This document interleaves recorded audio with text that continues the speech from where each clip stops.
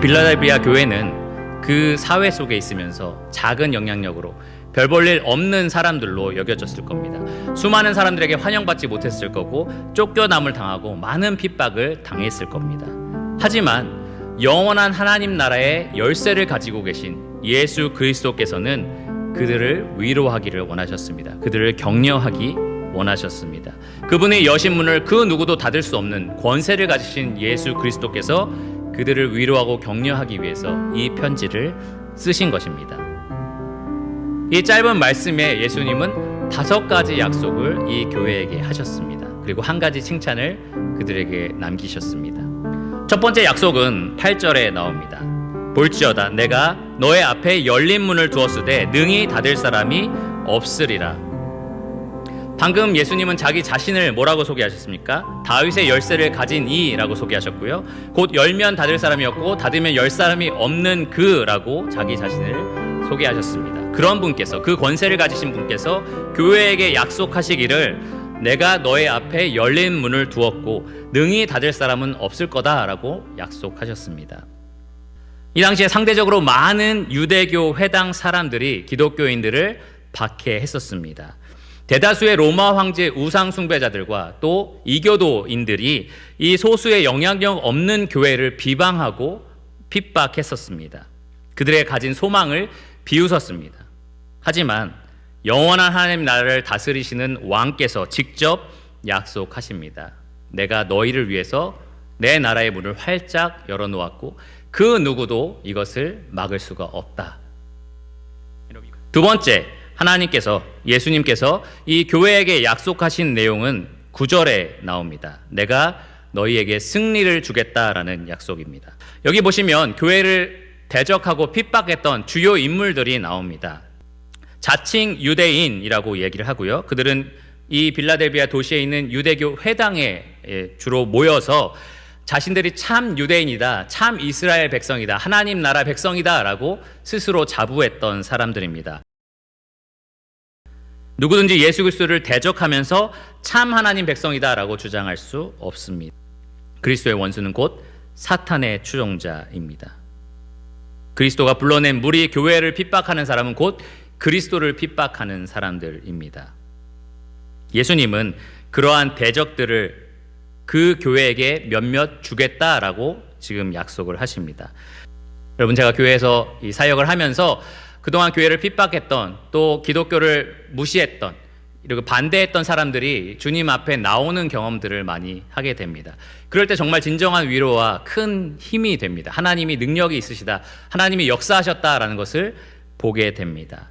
빌라델비아 교회에게 예수님께서 그것을 약속하시는 겁니다. 너희 대적 중에 몇 사람이 너희들 발 앞에 무릎 꿇을 거다. 그리고 내가 얼마나 너희를 사랑하는지를 보게 될 거다라고 약속을 하셨습니다. 여러분, 궁극적으로 주님이 오시는 그날에는 주님을 대적하는, 주님 편에 속한 자를 대적하는 모든 세상 사람들이 주님 앞에 무릎을 꿇게 될 것입니다. 하지만 그날이 되기 전에도 하나님은 하나님 뜻대로 하나님의 대적들을 이 교회 앞에 무릎 꿇게 하실 것입니다. 교회의 승리를 약속하신다라는 겁니다. 세 번째 약속은 10절에 나옵니다. 내가 너를 지키리라 라는 약속입니다. 이 빌라델비아 교회는 그리스도의 말씀을 많은 환난 가운데 인내하면서 지켜냈던 교회입니다. 순종했던 교회입니다. 그래서 주님께서 약속하시기를 너희가 내 말을 지켰던 것처럼 나도 너희를 지키겠다라고 약속하셨습니다. 주님께서 어떻게 지키겠다라고 약속하셨냐면 시험의 때를 면하게 하겠다라고 약속하셨습니다. 그 당시에 빌라델비아가 겪는 모든 시험들, 모든 어려움들을 다 제거하시겠다라고 약속하신 게 아니고요. 이 시험에 따르는 특별한 때를 면하게 하겠다. 그 때로부터 벗어나게 하겠다. 그 때가 왔을 때 너희를 구출하겠다라고 약속을 하신 겁니다. 이 시험의 때가 언제냐 하면 이후의 말씀을 보시면 장차 온 세상에 임하여 땅에 거하는 자들을 시험할 때입니다. 단지 이 교회에 일어나는 크고 작은 그러한 시험이 아니라요, 온 땅에, 온 세상 사람들에게 미치는 하나님의 시험을 가리킵니다. 그런 무서운 시험의 때가 이르기 전에 내가 교회를 지키겠다, 그 시험에서 건지겠다, 구출하겠다라고 약속을 하신 겁니다. 여러분, 지금 우리는 보이지 않는 질병 하나로 온 세상이 두려움에 떨고 공포에 사로잡혀 있는 것을 경험합니다. 근데 여러분, 앞으로 주님이 이 세상에 부으실 심판은 그것과 비교할 수가 없습니다. 예수님 말씀에 따르면 창세로부터 이런 심판이 없었다라고 말씀하셨습니다. 그런데 교회는 안전하다라는 거죠. 주님께서 그 교회를 지키시겠다라고 약속하셨습니다. 그 심판의 때로부터 구출하시겠다, 경험하지 않게 하겠다라고 분명하게 약속하셨습니다. 그러므로 여러분, 이 세상에서 우리가 크고 작은 시험을 당하긴 하지만 여러분 담대하시기를 바랍니다.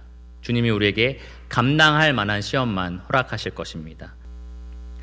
네 번째 약속입니다. 네 번째 약속은 11절에 나옵니다. 주님께서 속히 오리라 라고 약속하십니다. 이 내가 속히 오리라 라는 이 약속은 계시록에 여러 번 반복해서 등장을 합니다.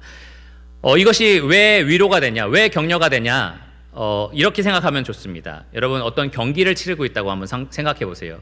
그리고 여러분이 이기고 있는 중입니다.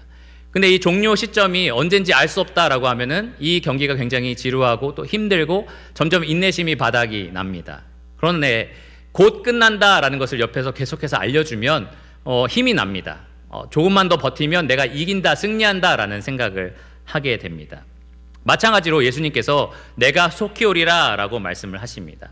그러면서 뭐라고 권면을 하시느냐, 네가 가지고 있는 것을 굳게 잡아서 아무도 너의 면류관을 빼앗지 못하게 하라, 이렇게 말씀하셨습니다. 교회는요 이미 의의 면류관, 생명의 면류관이라는 것을 가지고 있습니다. 그것을 누구도 빼앗아 갈 수는 없습니다. 하지만 우리가 이 세상에서 그 소망을 붙들며 살아갈 때에는 힘이 빠져나갈 때가 있습니다. 우리가 세상의 염려나 이생의 자랑이나 안목의 정욕 등 여러 가지 환경들로 인해서 그 소망을 붙들고 있는 우리 손에서 힘이 점점 빠져나갈 때가 있습니다. 소망 자체가 사라지진 않지만 소망에 대한 확신이 흔들리고 사라질 때가 있다는 거죠. 그런 우리들에게 예수님이 약속하시기를 내가 속히 올 거다, 이렇게 약속을 하시는 겁니다. 여러분 힘내시기를 바랍니다. 그리스도인의 삶이 어렵고 지치고 고되지만 더 힘을 내시기를 바랍니다. 주님께서 약속하신 대로 조금도 지체하지 않으시고 속히 오실 것입니다.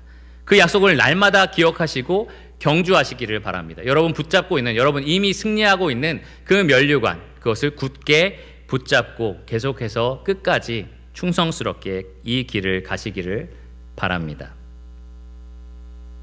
마지막 다섯 번째 약속은 내가 보장하리라 라는 약속입니다. 12절에 나와 있습니다. 12절에 보시면 이기는 자라는 표현이 나오죠. 앞서서 말한 것처럼 교회는 계속해서 가지고 있는 것을 굳게 붙들고 그것을 빼앗기지 않기 위해서 씨름하는, 계속해서 이기고 있는, 이기는 자들입니다. 그러한 자들에게 예수님이 분명하게 미래와 안전을 약속하셨습니다. 뭐라고 약속하셨느냐? 내 하나님 성전의 기둥이 되게 하리라. 내 하나님 성전의 기둥이 되게 하리라. 교회가 하나님의 성전에 있는 견고한 기둥처럼, 크고 견고하고 든든한 기둥처럼 굳게 설 거다라고 확실하게 약속을 하신 겁니다. 그리고 나서 흥미롭게도 결코 다시 나가지 아니하리라 라고 말씀하셨는데요. 이 빌라델비아에 있었던 성도들은 아마 지진의 경험들을 했을 겁니다. 지진이 크게 나서 이 성이 무너지고 그래서 자기들이 성 밖으로 나가서 살 수밖에 없는 그러한 경험을 했을 겁니다. 내가 너희를 굳게 기둥처럼, 성전의 기둥처럼 견고하게 지킬 것이다 라고 약속을 하셨습니다. 이 교회의 미래와 안전이 얼마나 견고하냐, 얼마나 튼튼하냐, 예수님이 세 가지 이름으로 내가 너희 위에 기록했다, 도장을 찍었다라고 분명하게 말씀하십니다. 세 가지 이름이 나오는데요. 하나는 하나님의 이름입니다. 하나님의 이름으로 너희 위에 기록한다, 기록하리라 라고 말씀을 하셨습니다. 하나님의 이름이 이 교회 위에 기록이 되어서 영원히 교회가 하나님의 백성이다라는 것을 보장한다라는 거죠. 두 번째로 천국의 이름이 기록되어 있다라고 말씀하셨습니다. 하나님의 성, 곧 하늘에서 하나님께로부터 내려오는 새 예루살렘의 이름이 그들에게 기록되리라 라고 말씀하셨습니다. 천국의 시민권이 확실하게 영원히 보장된다라는 겁니다. 마지막으로 내 새로운 이름, 나의 새 이름, 예수 그리스도의 새로운 이름, 특별히 계시록에 보면 그 이름을 알 수가 없다, 라고 이야기를 합니다. 아주 신비롭고 영화로운 이름이다라는 거죠. 그 이름으로 우리 위에, 교회 위에 쓴다라고 말씀을 하셨습니다. 교회는 신비롭고 영화로운 예수 그리스도와 영원히 연합하여 있는 그러한 신분이 보장되어 있다라는 겁니다. 이렇게 확실하게 하나님께서 하나님의 이름과 하나님 나라의 이름과 예수 그리스도의 새로운 이름으로 교회에게 그들의 안전과 미래를 확실하게 보장하십니다. 지금까지 우리는 예수님께서 빌라델비아의 작고 영향력 없던 작은 교회에게 약속하신 5가지 약속을 살펴보았습니다. 이것이 이 편지의 주된 내용입니다. 이 교회를 위로하고 격려하기 위해서 그리스도께서 이 약속들을 하셨습니다. 이런 수많은 약속들을 정말 말로 다 헤아릴 수 없는 축복이 되는 이러한 약속들을 하시면서 예수님은 빌라델비아 교회를 이렇게 칭찬하십니다. 8절 후반절인데요. 내가 너의 행위를 안다. 내가 너의 행위를 안다. 빌라델비아 교회는 참 작은 능력을 가졌습니다. 수가 작았다라는 말이기도 하고요. 또 가진 영향력이 정말 별 볼 일 없었다라는 말이기도 합니다. 그런데도 예수님은 그들을 가리켜서 내가 너희를 안다. 너희 행위를 내가 다 안다라고 말씀을 하십니다. 그것이 예수님의 칭찬입니다. 내가 너희를 다 알고 있다라는 거죠. 여러분, 제가 일하고 있는 이 유평교회도 사실은 크지 않은 교회입니다. 1960년대에 그 당시에는 인구 7천도 안 됐고요. 요즘에는 인구 7천 정도 된다라고 하는데요.